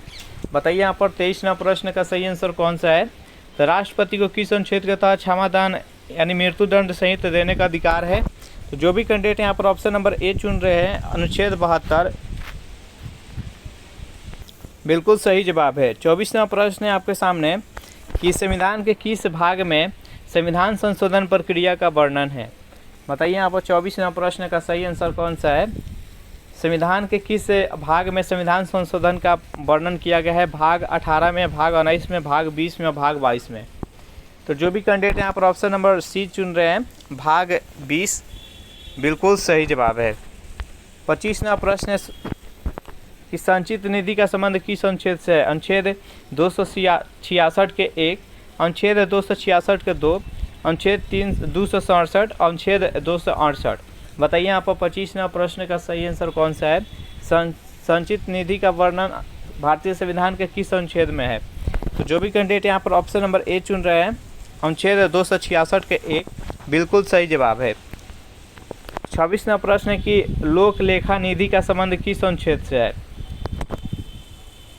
यहाँ पर 266 के 2 होगा। लोक लेखा निधि का संबंध किस अनुच्छेद से है? चारों ऑप्शन देख लीजिए और बताइए यहाँ पर 26वां प्रश्न का सही आंसर कौन सा है? वहाँ पर देखा था संचित निधि किस में था? तो 266 के 1 में। और जो लोक लेखा निधि है वो भारतीय संविधान का अनुच्छेद 266 का सेकेंड में है। इसका राइट आंसर है ऑप्शन नंबर बी। नेक्स्ट यहाँ पर 27वां प्रश्न है कि आकस्मिक निधि का संबंध किस अनुच्छेद से है? संचित निधि देख लिए, लोक लेखा निधि देख लिए और आकस्मिक निधि, ये तीनों लाइन से याद रखिएगा। 266 के प्रथम में है संचित निधि, 266 के सेकेंड में है लोक लेखा निधि और 267 में है आकस्मिक निधि। ये तीनों लाइन से याद रखिएगा। तो 27 का राइट आंसर है ऑप्शन नंबर सी। 28वां प्रश्न है आपके सामने कि इंटरपोल का मुख्यालय कहाँ है? लियोन में, काहिरा में, ब्रुसेल्स में, इनमें से कोई नहीं। बताइए यहाँ पर 28वां प्रश्न का सही आंसर कौन सा है? तो इंटरपोल का मुख्यालय है लियोन, यहाँ पर लियोन होगा, जो कि फ्रांस में स्थित है। जो भी कैंडिडेट यहाँ पर ऑप्शन नंबर ए के साथ जा रहे हैं, बिल्कुल सही जवाब है। 29वां प्रश्न है आपके सामने कि विश्व स्वास्थ्य संगठन की एकमात्र महिला अध्यक्ष कौन है? भारतीय, Shrimati Charles Becke, doctor Sushila Nayar, Michael Thatcher और श्रीमती गांगुली बोस। बताइए यहाँ पर 29वां प्रश्न का सही आंसर कौन सा है? तो जो भी कैंडिडेट यहाँ पर ऑप्शन नंबर बी के साथ जा रहे हैं, डॉक्टर सुशीला नायर, बिल्कुल सही जवाब है। विश्व स्वास्थ्य संगठन का मुख्यालय कहाँ पर है? जेनेवा में है, जो कि स्विट्जरलैंड में स्थित है। नेक्स्ट यहाँ पर 30वां प्रश्न आपके सामने कि भारत भारती के लेखक कौन है? रामधारी सिंह दिनकर, जयशंकर प्रसाद हरिश्चंद्र और मैथिली शरण गुप्त। बताइए यहाँ पर 30वां प्रश्न का राइट आंसर कौन सा है? तो भारत भारती के लेखक कौन है? जो भी कैंडिडेट यहाँ पर ऑप्शन नंबर डी चुन रहा है, मैथिली शरण गुप्त, बिल्कुल सही जवाब है। सेशन आपको अच्छा लग रहा है तो वीडियो को लाइक अपने दोस्तों के पास जल्दी से शेयर कर दें। बुदापेस्ट किस नदी के तट पर बसा है? राइन नदी के, वोल्गा नदी, ड्यूब नदी और टेम्स नदी। बताइए यहाँ पर 31वां प्रश्न का सही आंसर कौन सा है? बुडापेस्ट किस देश की राजधानी है? तो ये हंगरी की राजधानी है। और बुडापेस्ट किस नदी के किनारे बसा है? तो ड्यूब नदी। जो भी कैंडिडेट यहाँ पर ऑप्शन नंबर सी के साथ जा रहे हैं, बिल्कुल सही जवाब है। 32वां प्रश्न है आपके सामने कि नोबेल पुरस्कार कुल कितने क्षेत्रों में दिए जाते हैं? 5, 6, 7 और 8। बताइए यहाँ पर 32वां प्रश्न का सही आंसर कौन सा है? नोबेल पुरस्कार कितने क्षेत्रों में दिया जाता है? तो नोबेल पुरस्कार देने का प्रारंभ अल्फ्रेड नोबेल ने 1895 ईस्वी में शुरू किए और ये 6 क्षेत्रों में दिया जाता है। फिजिक्स, केमिस्ट्री और चिकित्सा के क्षेत्र, शांति के क्षेत्र में, साहित्य के क्षेत्र में और अर्थशास्त्र के क्षेत्र में। ये कुल 6 क्षेत्रों में दिया जाता है। तो इसका राइट आंसर है ऑप्शन नंबर बी। 33वां प्रश्न है आपके सामने कि मलयालम किस राज्य की राजधानी है? केरल की, कर्नाटक की, तमिलनाडु के और आंध्र प्रदेश की। बताइए यहाँ पर 33वां प्रश्न का सही आंसर कौन सा है? मलयालम किस राज्य की राजभाषा है? यह केरल की है। जो भी कैंडिडेट यहाँ पर ऑप्शन नंबर ए के साथ जा रहे हैं, केरल और पुडुचेरी ये दोनों का राजभाषा है मलयालम। 34वां प्रश्न आपके सामने कि तीसरे अंपायर नियम के प्रथम शिकार बल्लेबाज कौन था? बताइए यहाँ पर जो तीसरे अंपायर के द्वारा आउट प्रथम बल्लेबाज बताना है। सुनील गावस्कर, रवि शास्त्री, सचिन तेंदुलकर और सौरभ गांगुली। बताइए 34वां प्रश्न का सही आंसर कौन सा है? तो तीसरे अंपायर के द्वारा आउट दिए जाने वाले पहले भारतीय विश्व के पहले बल्लेबाज कौन थे? तो सचिन तेंदुलकर। जो भी कैंडिडेट ऑप्शन नंबर सी के साथ जा रहे हैं बिल्कुल सही जवाब है। 35वां प्रश्न है आपके सामने कि अयोध्या का मंदिर किस नदी के तट पर स्थित है? गंगा नदी, गोमती नदी, रामगंगा नदी, सरयू नदी। बताइए 35वां प्रश्न का सही आंसर कौन सा है? अयोध्या का मंदिर किस नदी के तट पर स्थित है? तो यह सरयू नदी के तट पर स्थित है। जो भी कैंडिडेट यहाँ पर ऑप्शन नंबर डी चुन रहे हैं बिल्कुल सही जवाब है।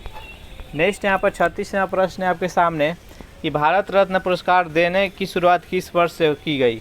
1952 से, 1954 से, 1958 से, 1962 से।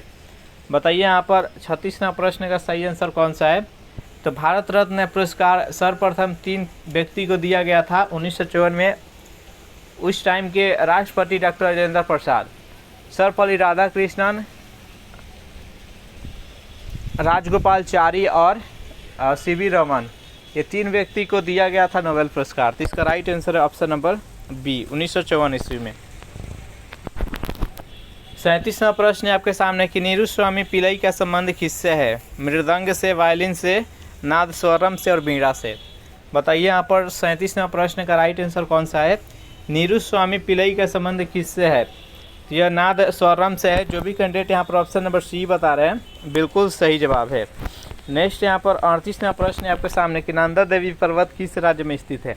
उत्तर प्रदेश में, उत्तराखंड में, मध्य प्रदेश और राजस्थान। बताइए यहाँ पर 38वां प्रश्न का राइट आंसर कौन सा है? नंदा देवी पर्वत किस राज्य में स्थित है? तो नंदा देवी पर्वत है जो कि उत्तराखंड में स्थित है। जो भी कैंडिडेट यहाँ पर ऑप्शन नंबर बी बता रहे हैं बिल्कुल सही जवाब है। नेक्स्ट यहाँ पर 39वां प्रश्न है आपके सामने कि दिल्ली किस नदी के किनारे बसा है? गंगा नदी, ताप्ती नदी, यमुना नदी और गोमती नदी। बताइए 39वां प्रश्न का राइट आंसर कौन सा है? तो दिल्ली किस नदी के किनारे बसा है? यह यमुना नदी के किनारे बसा हुआ है। तो इसका राइट आंसर है ऑप्शन नंबर सी। 40वां प्रश्न आपके सामने कि कटक किस नदी के किनारे बसा है? क्षिप्रा नदी, नर्मदा नदी, ब्रह्मपुत्र नदी, महानदी। बताइए 40वां प्रश्न का राइट आंसर कौन सा है? तो कटक किस नदी के किनारे बसा है? तो यह महानदी के किनारे बसा है।